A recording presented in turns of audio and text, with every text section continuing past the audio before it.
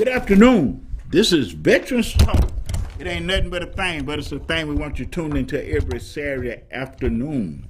I'm Elsa McGee, your host, and I'm here doing the same thing we've been trying to do ever since we started the show, to make sense out of a senseless situation called the plight of veterans in the USA, and the USA with the plight of veterans. And here with me today, my sidekick and partner in crime, that been covering for me because I tried to do something on Friday the 13th that I shouldn't have crossed Camilton Road. I mean, I almost not been here on Camilton Road, but thank you, Tony, bro. Thank you for carrying the show. And I was watching, man. Y'all put some information out that we want to repeat. Yeah. We got to keep doing that, because that's the whole purpose of this show, is to get information to the community, to get access to the community for resources in the community that's already there to help deal with the issues in the community. And one of the issues that we want to talk about today, Tony, you know, now me and you've been kicking it with Fulton County, with Rob Pitts and the Fulton County commissioners for a little over 3 years. We finally got them to do something. Set up the Veteran Empowerment Commission, which we both own. You know, this Empowerment Commission was designed now specifically to address the issues of Fulton County veterans. You know, income, housing, well-being, those kind of issues that were set up, and this commission was set up to have representation in all 6 districts. Mm-hmm. And, we got started in 2022. You know, the Fulton County did this in April of 2021. And in 2020, the end of 2022, we actually got started. We started setting up.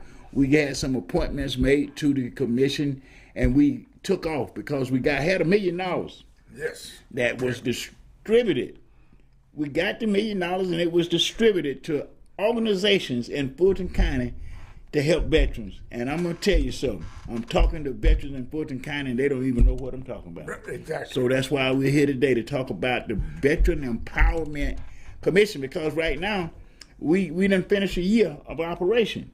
So, and they're about to refund it, put up another $1 million out there to help address the issues of veterans in Fulton County. And one of the biggest issues to me, being a native of Fulton County, Tony, this is my home county. I'm a Grady baby. I'm an ATL.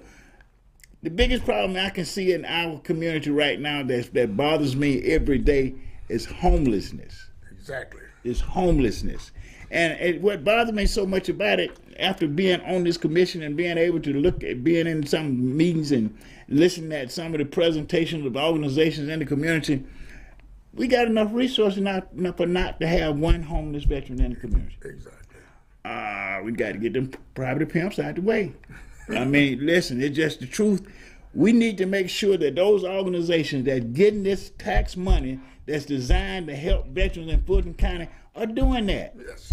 Because they've been getting money for decades, and the population of homelessness, it keeps growing. You know, we on Cleveland Avenue right now. You can go up down Cleveland Avenue and find homeless veterans. Exactly. They're the easiest veterans to find, look like, in Fulton County. Now, I'm concerned with it because the new PAC Act means a lot to most of these veterans.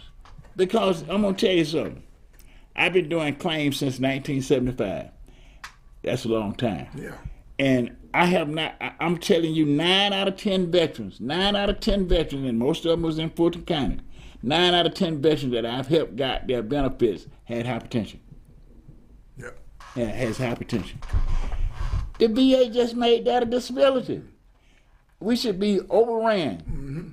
Yes. With claims, helping veterans get these claims, because what does hypertension do? It causes strokes and heart attacks. Exactly. You know, so it has a great impact on the family of the veteran.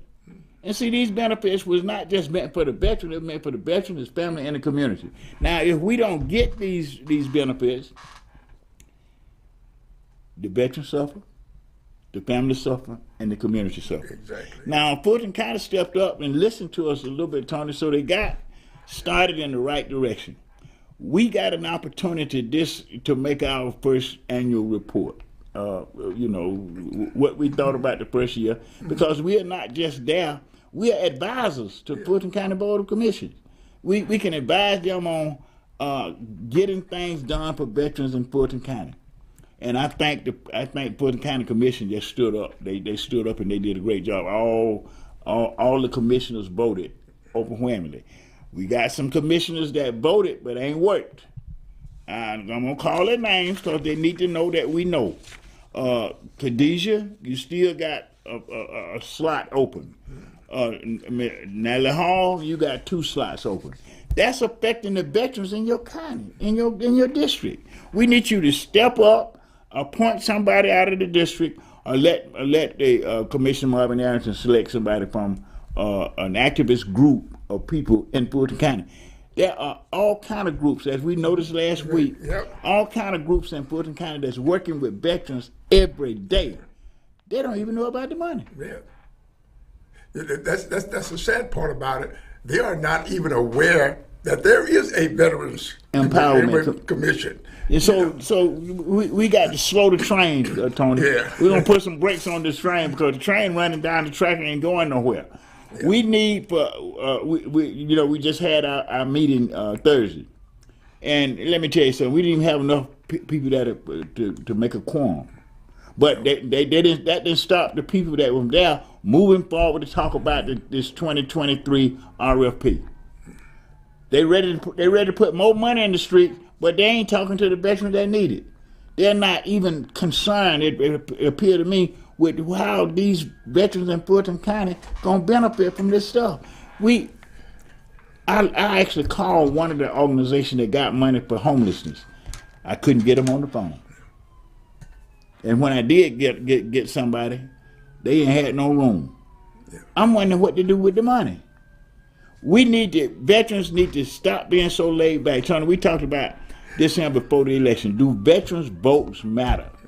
Do veterans' votes matter? You know, I miss Reverend Love because he taught us that veterans' votes matter. But they need to matter to us first. You know, we need to know who we voting for, who represent us, and who are not representing us.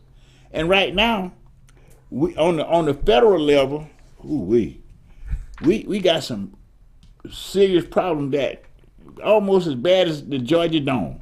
You know, where I'm watching the governor and prounce all over himself about this surplus budget, right? But he walked right past all these homeless people downtown. How can you have a surplus when you got people on the street? Yes. What heartlessness is this in our governments? See, we got to make our votes matter. We should have started right after the election looking at who we elected and calling on them to address these issues face up. You know, just face up. If veterans don't do it, who gonna do it? We know what it looked like to serve in government. You know, if you was late for reveille, bruh, you got you had created a pocketbook problem because they were gonna Article 15 you, and the first thing they would hit was your pocketbook. We need that done to some of these people that's not doing that duties after they elected to government. Exactly. We need some accountability. I'm watching all of this stuff on the news. I'm watching the consummation of the new House majority. They don't have any plans to address the major problems in this community. COVID is still a problem. Yeah. It's still a major problem. The hospitals and all over this country is still filled with people dying from COVID. You know, just because we got some successes in it, we didn't win the war. And we got to stop acting like we win the war, to go back to make sure that people are getting the treatment that they need, and that we are addressing the issues that's causing COVID to spread in the community. You know, we got out there and passed out masks. That's a good thing. I still wear my mask when I go into certain places because it's essential. But getting back to Fulton County Veteran Empowerment Commission, what we gonna do in the 5th district. Now we can't talk about the other district, but we're gonna have some town hall meetings. We're gonna go come out. We Tony, you and I have been out to some of these organizations anyway. But it's appeared that they don't believe The money. Right. It's there. We ain't heard none of them call us. We done went out there and told people the money is there for you to help the veterans that you're already helping anyway. You could do a better job with these fundings. What we are allowing to happen is the private pimps to come in and get the money and leave the problem to the community. This is Veterans Talk. It ain't never a thing. But I'm gonna go ahead, Tony. The one thing, in most situations, when you receive funds like that, accountability. Mm-hmm. And so in some situations, for some reason, we did not get accountability on those organizations that received those funds. Well, they're supposed to. Yes, right. They're supposed to. But it has not happened. It has not happened. And had it happened, then we would be more responsive to the community, mm-hmm. because he said, okay, you received the funds and you did this, mm-hmm. But it is, I guess, now a part of us being a part of that Veterans Empowerment Commission to bring that fact to the commission. To the community. That we need to find out what they did with those funds they received. And why are we going to another RFP before we do that? Yes. I want to make this thing work and succeed. I don't want the commissioners to look at it and say, well, that y'all ain't doing a good job at what we think we're going to do, so we need to cut that back. That's it. Because it's a waste of government funding. And that is always a challenge that we face. We could lose the funds that we receive by not properly handling those funds, making sure that they're going to organizations that wanted to do the work, can do the work, for some reason haven't. And it is not out of the ordinary to be evaluated. Yeah. But see, what we got a commission that wasn't stacked right from Jump Street. I'm gonna just say that because what we were going down there talking to them about, they did. But then once they did, they got the legislation through and everything, and they put it back in the hands of the commissioners. They just appointed some people. They didn't vet them. They didn't come up with any kind of criteria for the people that they was appointing. And as far as I'm concerned, if you ain't got time to volunteer, you shouldn't be on the commission. Mm-hmm. It is a voluntary predicament, and you're supposed to be there for the betterment of the community with veterans. Mm-hmm. With veterans. And we're never gonna make veterans the asset in our community that we are if we don't take care of every veteran. Yes. If we gonna look at a homeless veteran and start trying to figure out what he did to become homeless without understanding, what was his military experience? Yeah. What did he have to give in the military that might have contributed to his predicament? We need to look at that and stop just grabbing money and putting it in the hands of people that are going to go about doing something on paper. Yeah. On paper. Yes. On paper. Yeah. I don't want to be walking down the streets in my hometown and see no homeless veteran. Mm-hmm. I don't want to see no homeless tents up under bridges and stuff, because we got enough resources in this county not to be doing that. Yeah. And I'm going to tell you something else too. We got some politicians that want to work with us, and they on Fulton County Commission.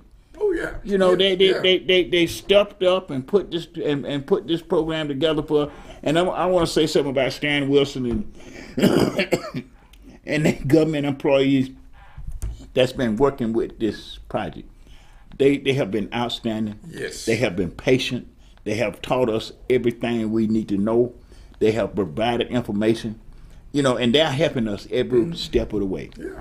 We just need people that's going to focus that attention in their district to the veterans that they supposed to be touching and correcting. It's not a very complicated issue. It's an issue of greed and selfishness. And I'm saying it because, this is Veterans Talk. We're veterans talking to veterans and the community about all things community and veterans. One of the things that, go ahead, Tony. Yeah, on that same topic, we need to make sure that the veterans in Fulton County know we exist. Unfortunately, there are a lot of veterans in Fulton County and even veterans organizations that are not aware of our existence. And this is our role. That's why I said, listen, I might be broke up, You know, I'm a soldier. I've been wounded before. I was wounded in combat in Vietnam, so I just got wounded in combat in my hometown. But I'm here today, and I came here because I want to make sure that we talked about this issue, because we are making our report to our commissioner, and that means we're putting these other guys on the spot. Yes. We're putting them on the spot because they need to be focused on what the commission was set up to do. Yeah. You know, not just coming in there for an hour once a month. Yeah. You know, we cannot do this 1 hour once a month. Yeah. You can't do it. I don't care how smart you think you are. This is a very complicated issue when we're dealing with veterans, especially when we're dealing with our generation of veterans. Yeah. We are not technology savvy, and the treatment that we had over the years don't make us trust people that much. Exactly. They ain't trying to they're not trying to engage these benefits to try to help improve their quality of life. Yeah. You know, they'll say, "Well, I don't want to mess with them folks." Yeah. You know, but when you don't want to mess with them folks, you're cheating your family. You're cheating your community. And we calling you out because this is what we're out here trying to do. I believe this. If we can get veterans, the Fulton County veterans, to see what their elected officials has done and make it work, come together and let's make it work, this will take effect all across the state of Georgia and all across the United States of America. Yeah. Because we're doing something that should be done. And some people tell me that, well, you can't get them all off the street. Yes, you can. And you can keep them off the street. Why? You got littering laws. You know, you're on the streets, you stand on the street, and we didn't got a place for you to live. You littering. We pick you up and take you to that center where you're supposed to be and get you in treatment. Exactly. See, one of the biggest problems, Tony, and I'm going to tell you this, bro, I'm a mental patient. And mental issues in Fulton County, I have never seen them like they are now. Never seen so many mental issues in the streets. Now, I'm talking about you go to the store, you can see it in the people around the stores and all this kind of stuff.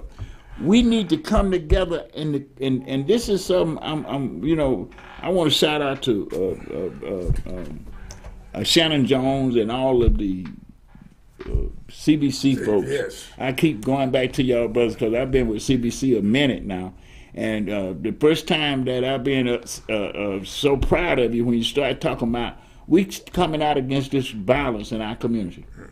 We can handle these problems. These are not problems that we can't handle. You know, we've always had issues in our community, but when we work together in the community on the issues, we didn't have the problems. Yeah.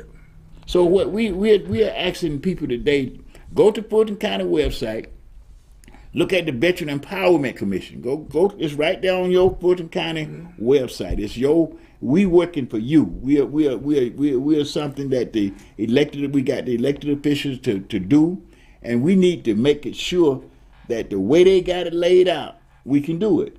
It's just following orders. Yeah.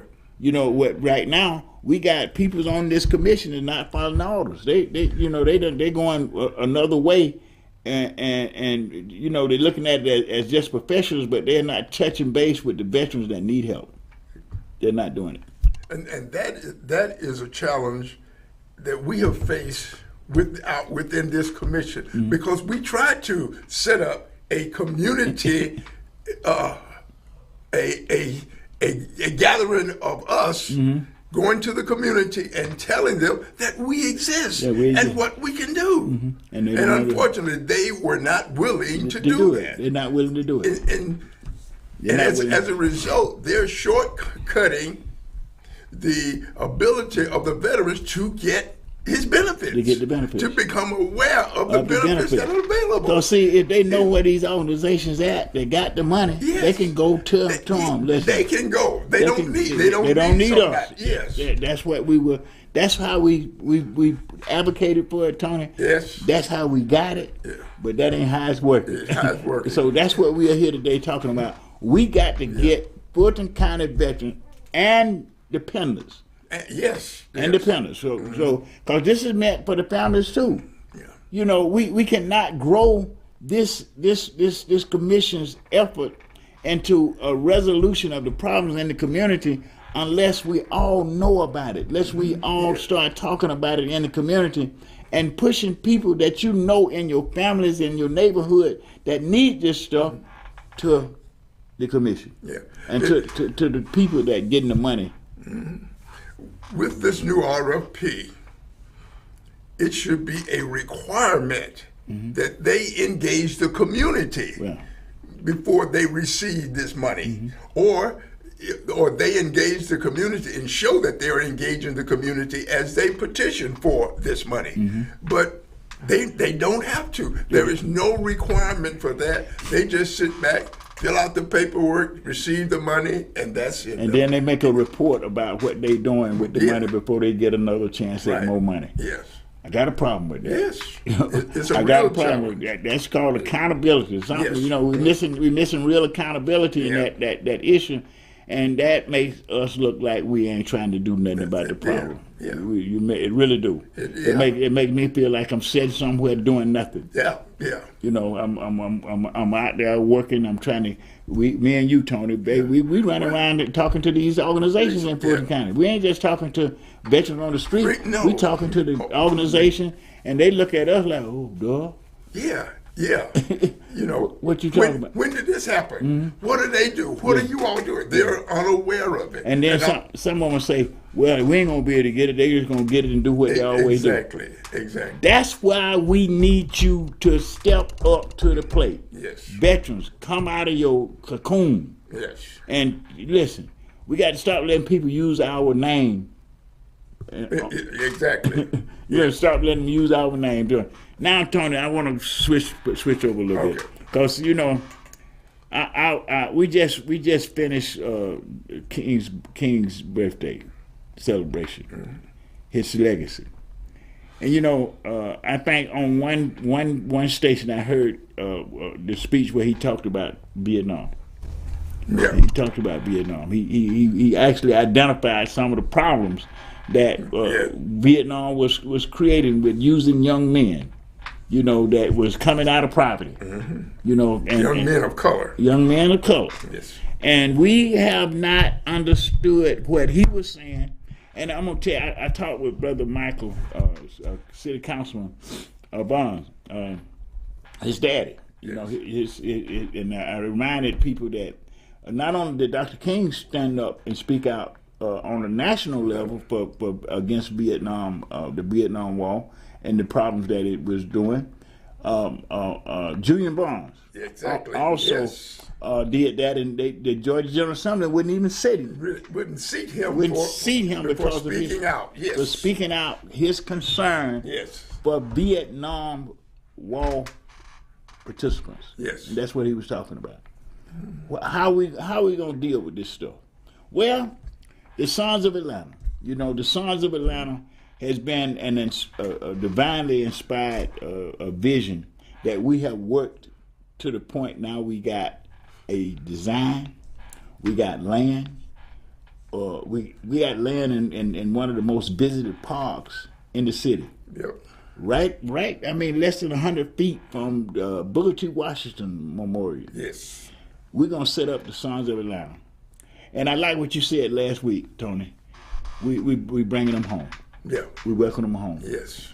The 240 plus young men from Fulton County, 9 different cities, gave their lives for this democracy that we have. And they gave it in a way that we don't even want to talk about it. Yeah. They was integrating the U.S. military at the same time. That meant that everybody, the whites, the blacks, the Hispanics, the Mexicans, the Jews, we all had to make some adjustments that we wasn't prepared to make, because Mama didn't tell me, Daddy didn't know.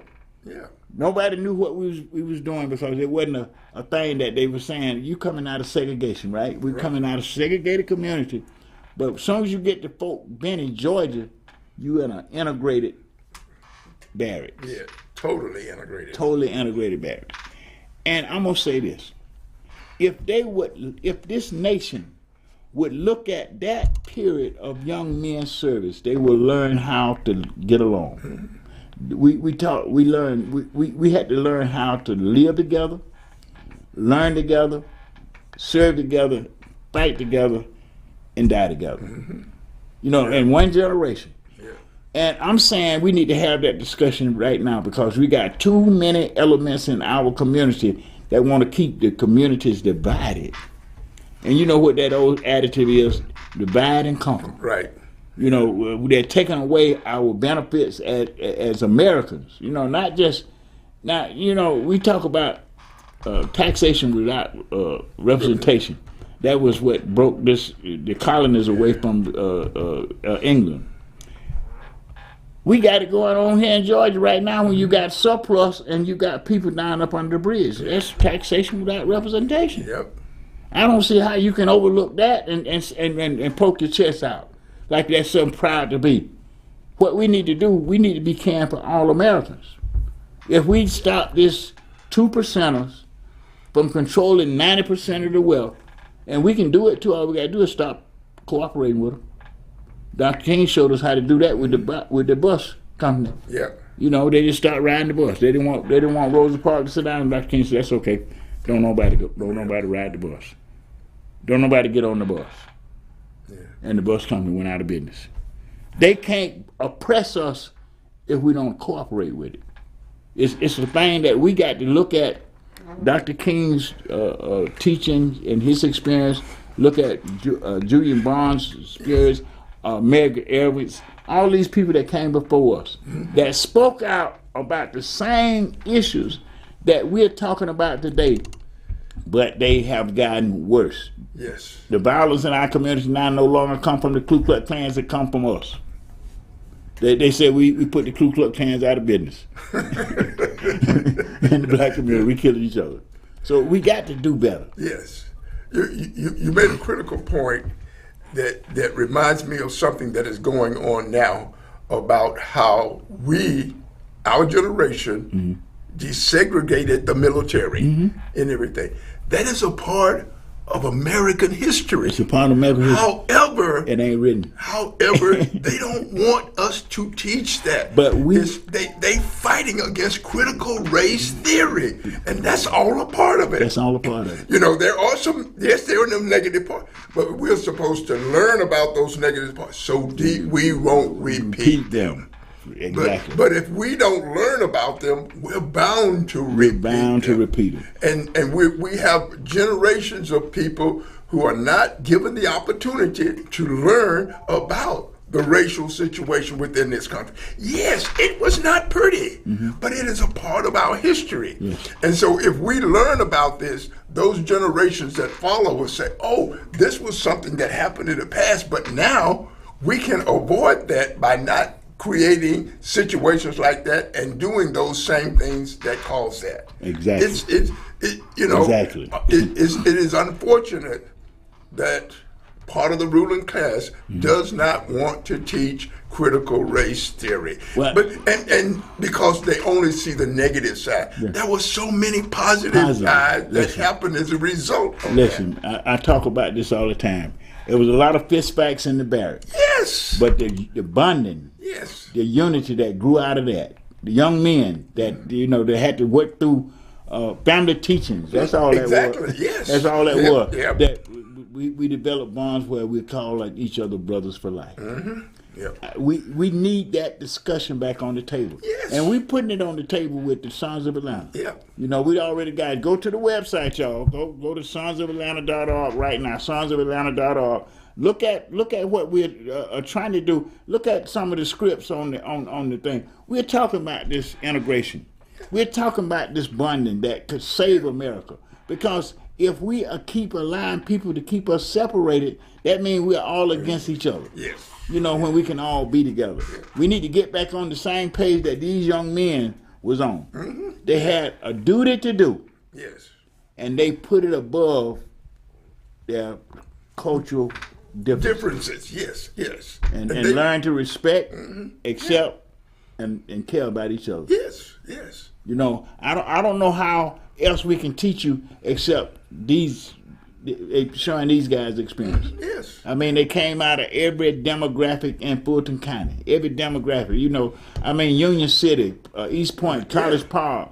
Never did anything together. We gonna get them all in the park. Right. all in Piedmont Park, Yep. to honor their sons Yep. who paid the ultimate price for the freedom that we enjoy in this country every day. We cannot let that go. We cannot allow it to be swept up under the bridge because some people don't find that it's relevant to them. Right. See, it might be irrelevant to them, but it is relevant to us. Yes, it's relevant. Because we served. Part of it is not so much the relevance, but they are seeing it for what it was, and they're uncomfortable with that part of history. Yeah. It's okay to be uncomfortable with that part of history, because once you're aware of it, you will not repeat it. You would not repeat it. But because of their not unwillingness to see it for what it is, we have generations coming along now that are doing the exact same things that they do. Exactly. And we're facing those racial situations that we sort of felt were portions of them were resolved. You know, you ain't going to resolve them all. No, you're not going to resolve them. Some of them going to go on the cover. Yeah, but by educating the community, educating those younger generations of what happened during that time, now they're aware. Because they're going to say, I didn't know that happened. And I'm going to tell you something else, Tony. What you're saying is so true, bro. Because you can look at the young men and women in the U.S. military today. One of the most diverse, integrated communities in our society. They get along well. Yeah. I mean, I'm not saying that ain't got some racial undertone, but by and large, they get along well. The majority. The vast majority get along well. Yeah. And look what kind of military we got, the best on planet Earth. Yes. Because our diversities is our strength. Exactly. You know, we got somebody thinking that, well, y'all, you got to be over here, and you got to be with your folks, you got to be over there. We're all God's creation. Exactly. We're all God's creation. And we need to come to grips with that reality. And I think what we're doing with the Sons of Atlanta, I'm so excited about it because, you know, it's just been a handful. You know, it's just been a little handful of old guys and a few young ladies that done push people and approach folks, and they start listening. Yeah. Piedmont Park Conservatory. I'm thankful. Thankful to Howard, Maryland, all those guys that are out there on Piedmont Park Conservatory. We're ready to break ground. We're ready to break ground. And one of the things that Tony was pointing out, I want Tony to do this again because breaking ground, putting this memorial, we're going to put it up anyway. But in order to make it more relevant to everybody, we got a commemorative brick campaign going on right now where you can, now I'm going to say this, we only got 12,000 slots. So they're limited. If you want to get your name or the name of a loved one on this memorial, go to the website. Talk to them, Tony. Yeah, definitely. We want it. We understand it is the Vietnam War Memorial. We understand that part about it. But the idea is it is a commemorative memorial for veterans and for, most important, the family of veterans. Yes. You know, all of those 240 guys who will be permanently displayed on the actual memorial. Here's an opportunity for you to purchase a commemorative brick, which will be a part of the walkway that leads up to this memorial. And it is so important because the walkway are the steps taken to get to the community, to get to the memorial. And now here are your family members, your loved ones, your cousins, uncle, mama them, all of them are now on that commemorative walk up to that memorial. Forever. Yes, forever. It will be there well past our existence on this earth. So here's an opportunity. You know, go to the website, sonsofatlanta.org, purchase that commemorative brick, and put your family information on anything you want to put on that brick. And I'm going to say this too. I want to just diverse him. We got some son. I want everybody that's in Fulton County to consider themselves a son of Atlanta. The living and the dead. Because let me say this. We have been that, for real. Yeah. I know when I was in the military, I met guys that say they were from Atlanta. They was actually from Union City. Yeah. And I get to talking to them. You know, they from Union City, or they from College Park, Yeah. or they from East Point, Or Palmetto. or Palmetto. So we're all sons of Atlanta. That's why we named the Sons of Atlanta, living in the dead. We want you to take responsibility for this, because once we get the memorial built, Tony, we're going into the community centers and the libraries, and we're gonna start a memorializing experience with in the community that's gonna change the landscape. Yes. We're gonna deal with the most urgent issues in our community in their names, in their spirit. Yes. For them. We gonna show people that they got along, we can get along. Yes. That they gave a good service, we can give a good service. Yes. So we need all, and now we talk about the sons of Atlanta, but you know every son got a sister. Yep. So we're talking about the daughters of Atlanta too. Yes. You know, this is about your brother, your daddy, your uncle. So you can support the project. You don't have to be a male to support this project. Exactly. You can. Matter of fact, I want to shout out to Mary Wilson, is Johnny Miller's sister. She bought his brick. Yeah. She brought his brick but Johnny is a community activist. He's a veteran, and we're gonna join Triple Nichols, Johnny. I know you're watching, and I want to thank everybody that was praying for me last week when Tony was telling people I got banged up pretty bad, but I want to come out of the house today because I want to talk about this Fulton County Veteran Empowerment Commission, because it's not static. It's moving forward. Yeah, right. Yes. It's moving forward, and I couldn't just say, well, I'll do it next week, because next week will be closer to the RFP being written up and getting back into the community. And some of them folks that got money, I want to see what they did with it. Yes. I want to know what they did with it, because I ain't seen no changes in my district. Right. No changes, no impact whatsoever out of the money that came into my district. And I know I got a list. We got the list. We know the organizations. So we calling you out. Yes. We calling the organizations out that got the money, because we know you got the money. And you ain't nobody been here before to call you out the way we call you out. Let me tell you something. Jose Williams was my hero. You know, Jose was not just my hero. He was he mentored me in a lot of ways. And one of the things that he showed me, Jose used his VA benefits to go to school to become a chemist. A lot of people just think Jose was a rabble rouser in the community, but he was a chemist. Yes. And started William Chemicals. Yep. Became a multi-millionaire veteran using his benefits. Yes. See, that's what I'm saying. We get these benefits in the community, and in the right way, it's going to change the landscape of the community. And not only that, now let me tell you, Jose business side was something else, but his legacy is being in Atlanta every day today, right now, with Jose help. Right. Not one organization in the community does more to help Atlanta veterans, Atlanta people, than Jose help. Yeah. Nobody not one organization does more to help the least of these than Jose help.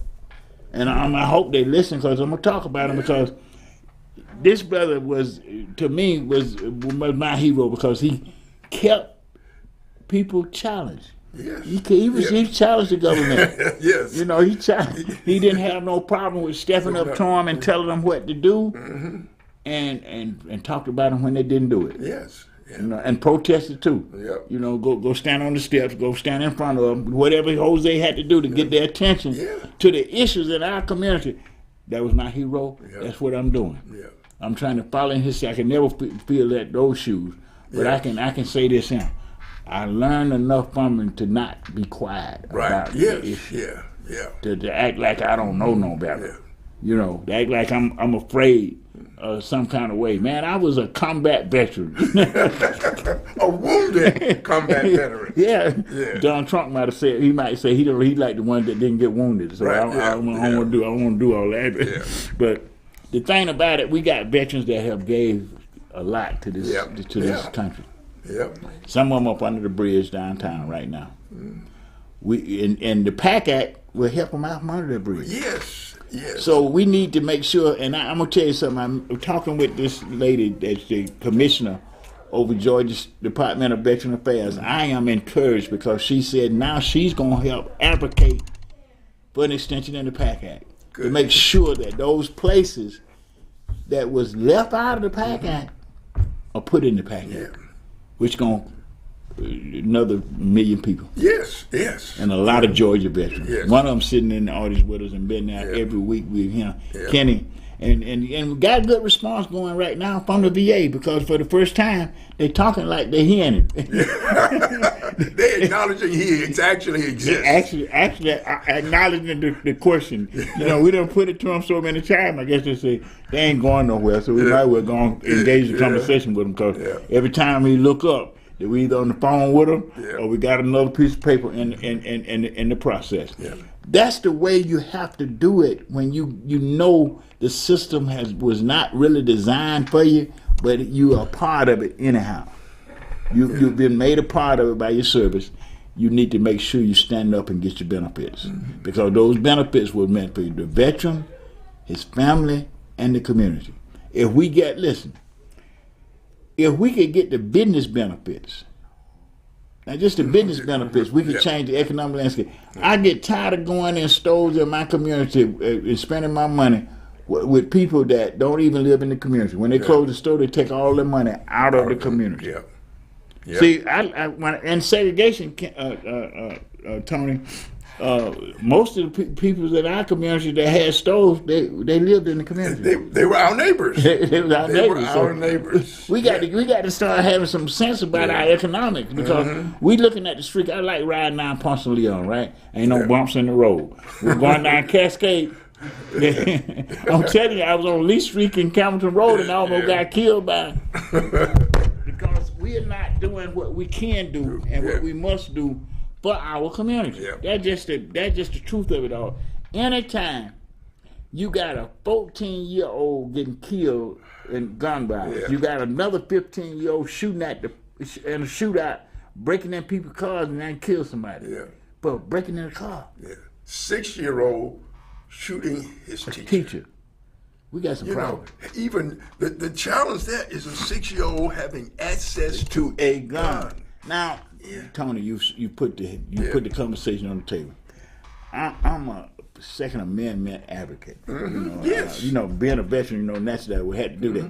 But you know what? When my kids was young, little, I made sure all of my stuff was locked up. And it wasn't loaded. If I couldn't put the bullets in there fast enough to fight off around, I didn't want them to pick up some kind of way get to the gun and it was loaded. You know, we got to have sensible gun control laws. Right. You know, people got guns, and most people that got guns are like that. But some of them, they leave the guns on the seat of the car. So if somebody pass by, they know they're gonna break in to get the gun. We got to get, and we have some accountability for that. See, if you've got a gun and you ain't making it safe in your house and in your community, you don't need the gun. You don't need the permit. You don't need to be able to carry the gun. You know what we got to do is start having people elected. Go back to Reverend Love. We got to have people elected now in our governments that represent our community.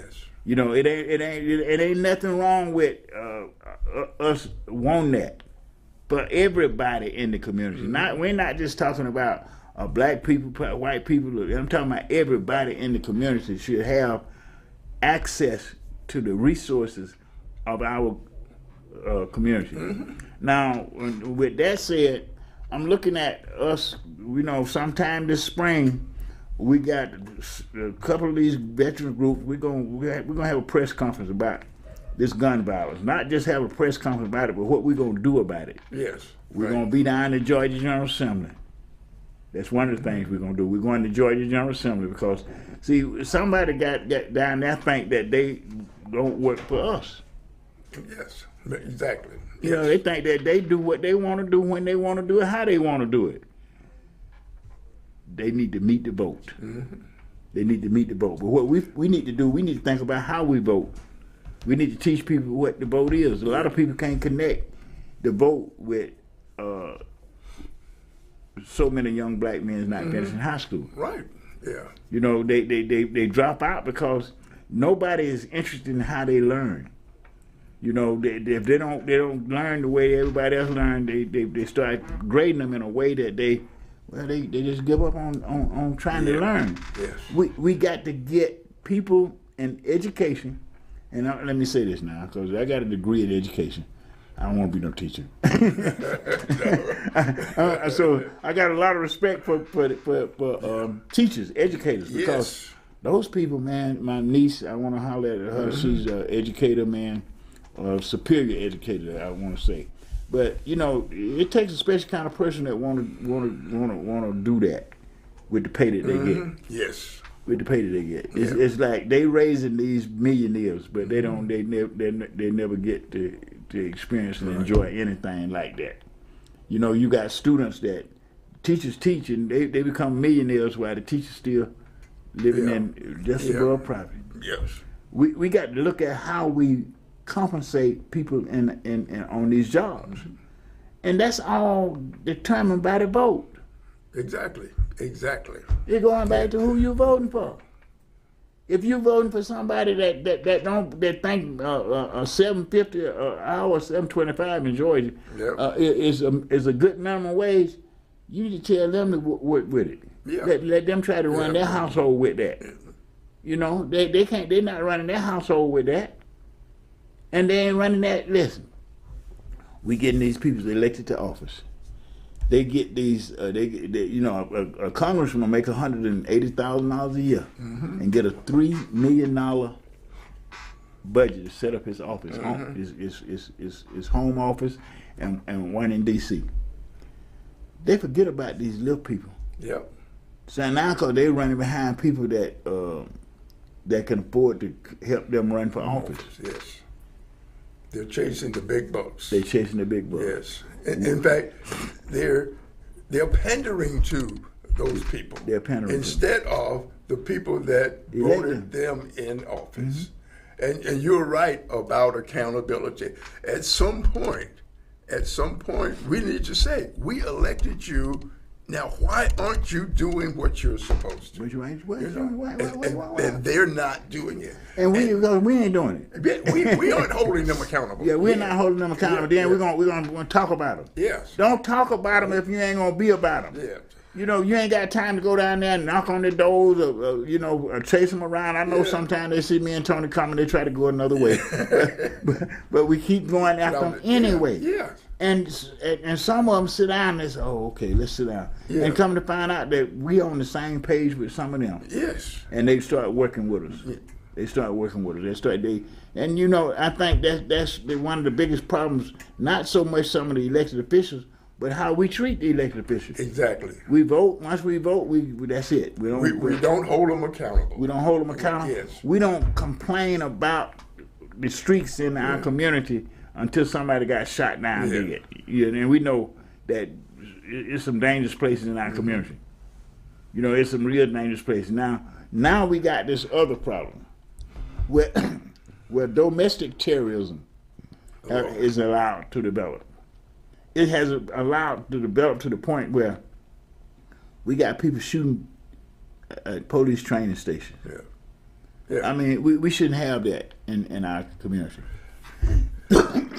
We shouldn't have that, but we saw the biggest example of domestic terrorism was January 6th. January the 6th. Mm-hmm. That made it okay. Yes. That was the green light. Yeah. You had a former president encouraging citizens to fight against the government and the Constitution that he swore to uphold. And nobody is holding him accountable. Now I'm gonna say this, Antonio. You done got me messed up. Okay. Let me tell you something. You're gonna put me on the spot because I saw on TV. Now this is a Christian thing here now. That they made a golden image. Oh, yes. Yep. It boggles your mind. And then you got people calling themselves Christians following this. Yes. I mean, it's scary. It really, really is. But some of those Christians that are following are deep-pocketed Christians. And they're only concerned with their pockets. You know, as long as they're receiving the funds, what they preach means nothing to them. The Pharisees and the Sadducees. Thank you. we just gonna go back to where it was, and we're gonna go back to what the word tells us. You know, we are in this time, and I'm gonna say that we're in this time where we got a lot of problems, and that tells us something. And you know, we got things going on that's beyond the natural. Mm-hmm. It's the supernatural. You know, we got people that's falling spirits. That's not the Spirit of God. Right. Exactly. So we got to keep that open. You know, some people think that veterans are not Christian, but let me tell you, I know more veteran Christians than any other crew. And I think that they're the best Christians because they know what it is to be following an order. See, a lot of people don't want to look at the Bible as an order. You know, they don't want to look. It's an order. You know, it's an order. You know, whether we want to look at it or not, because we get it all mixed up because we get all these different writers and the different periods and showing us how we develop as a humanity, and we forget that all of these things that we saw in the Bible, all these leaders that come up be corrupt, they fall. They fall. And nations fall, you know, fall into slavery because of their disobedience to that order. You know, it's going to be how we treat each other. Yes. That's what it's going to have to boil down to, how we treat each other. And the way we treat each other is the way we should want to be treated. You know, that's what my parents taught me. Treat people the way you want to be treated, and you'll be okay. You know, when you start treating people different from the way you want to be treated, that's a problem. That's a problem. And our children sees this hypocrisy. So they ain't taking no authority serious. They're not taking authority serious because the hypocrisy that they witness, they see, done made them fall away from any belief system that we have had in this country, and especially when we start talking about religious beliefs. You know, we got too many hypocrites. I'm gonna say it like I said it because, you know, we got to remember this: if God ain't in it, you ain't gonna win it. Interesting. Yes. If God ain't in it, you ain't gonna win it. You just might because you're battling against something that you don't really truly understand. Just because you can't see it, that don't mean it don't exist. You know, and I can say this, man, because the way that car was tore up last week, it had to be a God that said, I ain't ready for you yet. You know, you got something else to do. You got too much on your plate to do. I got you got two. Okay. So Tony closes out, man, because I done got him to talk over here. We've covered a lot of topics today, but these topics are critical to the Atlanta community and to the veteran community. We want everybody to be aware of those topics that are directly affecting veterans in Atlanta. We're going to keep it personal for now. And so, you know, any of the topics that we discussed today are critical for veterans and the city of Atlanta, you know, especially the homeless situations, which just stares all of us in the face as we go through our daily activity in the city. So we're encouraging veterans, step up. You know, believe it or not, these congressmen, these senators, these state representatives will listen to you. And this memorial being built in Piedmont Park is a perfect example of that. We have a group of veteran supporting congressmen and state representatives that are supporting the building of this memorial. And so we want to encourage you as citizens, as veterans, to support this memorial. So here's an opportunity to do it. We're here every Saturday from 4 to 5 on Veterans Talk, talking about issues for veterans. We'll see you next Saturday. Like us on Facebook and follow us on Twitter. See you then.